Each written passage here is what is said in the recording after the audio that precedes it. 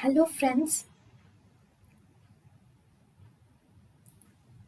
welcome to Creative Medicine. In this lecture, we will learn about. Hello friends, let us now learn some important points about the extraocular muscles. First, we will learn about the anatomy of extraocular muscles. Okay, so how many pairs of extraocular muscles are present? There are 7 pairs of extraocular muscles, which includes levator, palpebrae superioris we have, and we also have 4 recti. That means we have 4 recti. What are the 4 recti? We have medial rectus, lateral rectus, superior rectus and inferior rectus, and we also have 2 oblique muscles. The 2 oblique muscles are again inferior oblique and superior oblique. So if you see among all these muscles, what about the nerve supply of all these muscles? All these muscles are actually supplied by the third nerve, except SO4 and LR6. SO4 and LR6. So fourth superior oblique is supplied by the fourth nerve, whereas lateral rectus is supplied by the sixth nerve. Okay. Next if you see the orbit. So in the orbit, so this is how the orbit looks. Okay, here you will have the eyeball. Now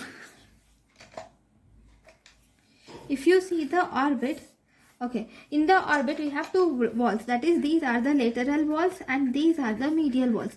The 2 lateral walls are actually separated by the distance of 25 millimeters. Okay, the 2 lateral walls are separated by a distance of 25 millimeters.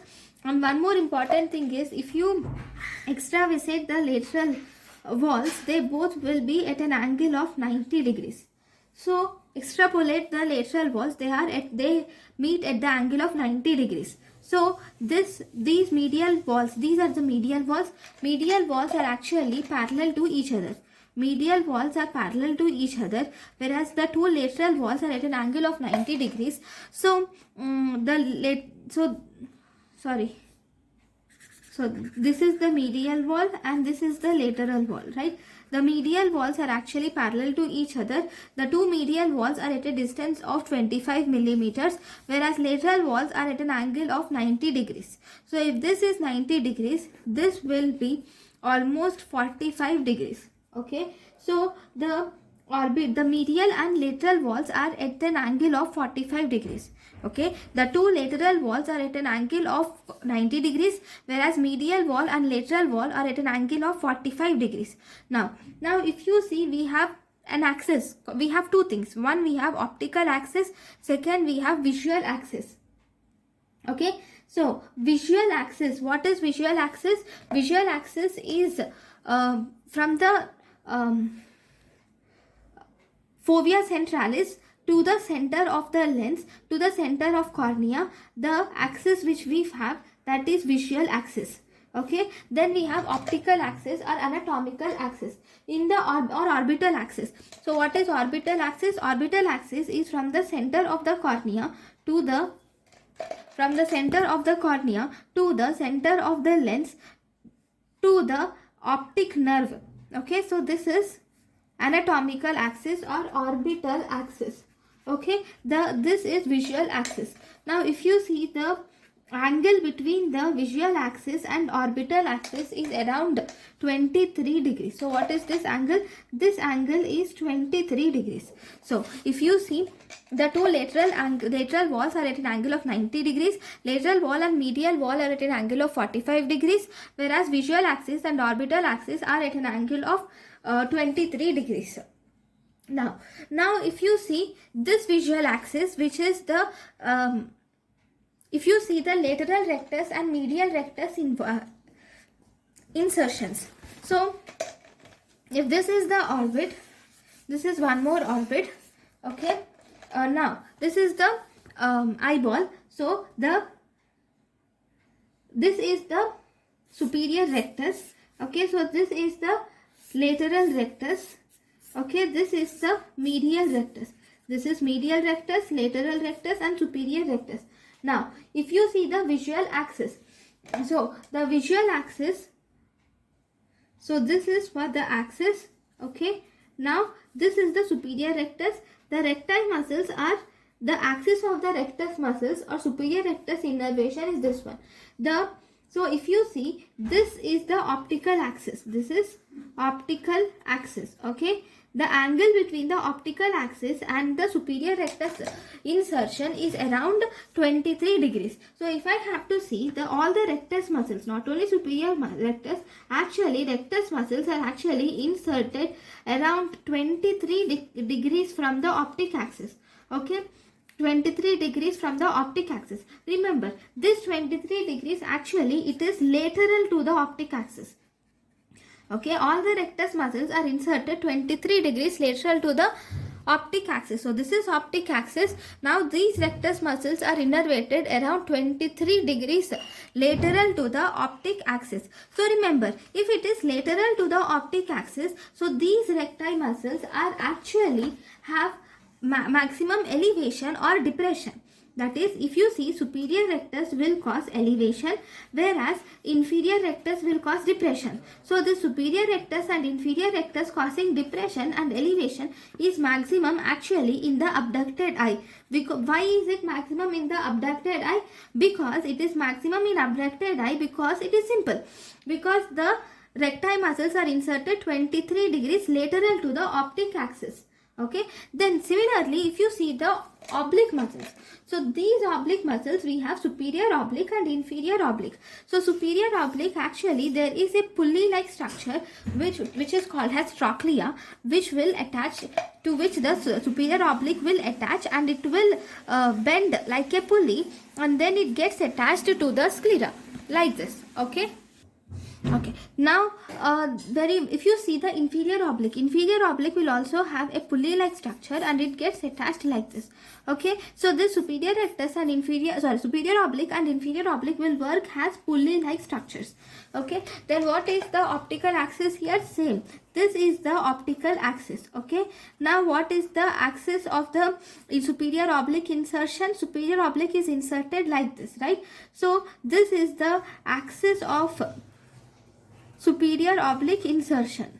Okay, so what is the angle between it? This angle is actually 51 degrees. So if I have to write, so this is the superior oblique muscles, or any of the oblique, which is superior oblique or inferior oblique muscles, are actually inserted at 51 degrees medial. See, this is lateral and this is medial, right? So it is 51 degrees medial to the optic axis. Because it is inserted 51 degrees medial to the optic axis, now because it is medial, superior oblique will cause, see, the movements of superior oblique are opposite. So superior oblique will cause depression, whereas inferior oblique will cause elevation. So this depression and elevation are actually maximum in which eye? Because it is medial to the optic axis, so it is maximum in the adduction. Because it is medial to the optic disc, so this depression and elevation by superior oblique and inferior oblique respectively is maximum in the adduction. Remember, why does superior oblique cause depression? Because see, this is like a trochlea or pulley like structure. Once you pull this, there will be depression of the eye. Okay, so this superior oblique will cause depression, whereas inferior oblique will cause elevation. Now, the medial rectus and lateral rectus are in the horizontal direction. Now, all these, so this is extraocular muscles axis. Now, if you see the insertion of the extraocular muscles. First, what is the origin of extraocular muscles? All the extraocular muscles are originated, if you see, the origin of extraocular muscles is from the annulus of Zinn, except one extraocular muscle which is actually the inferior oblique.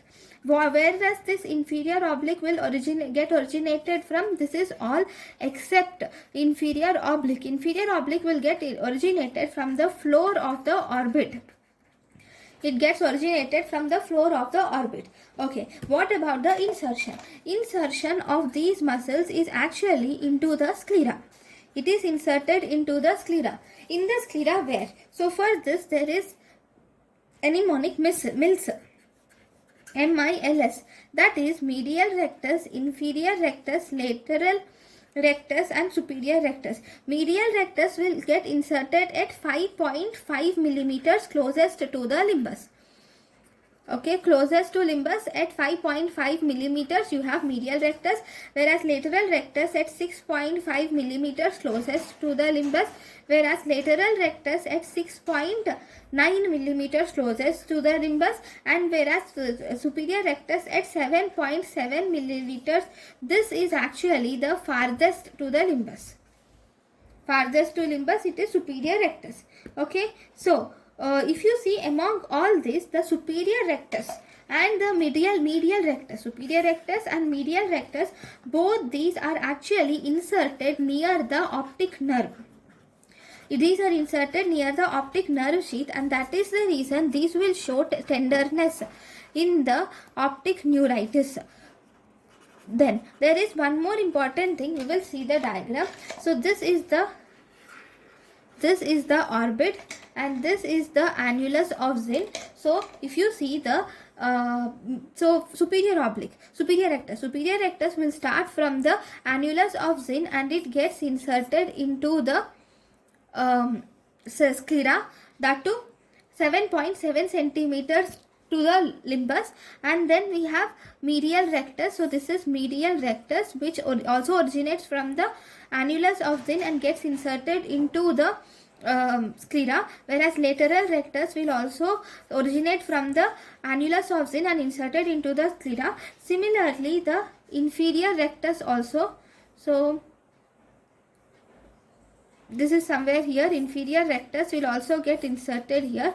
Now if you see, superior rectus is still here. Fine.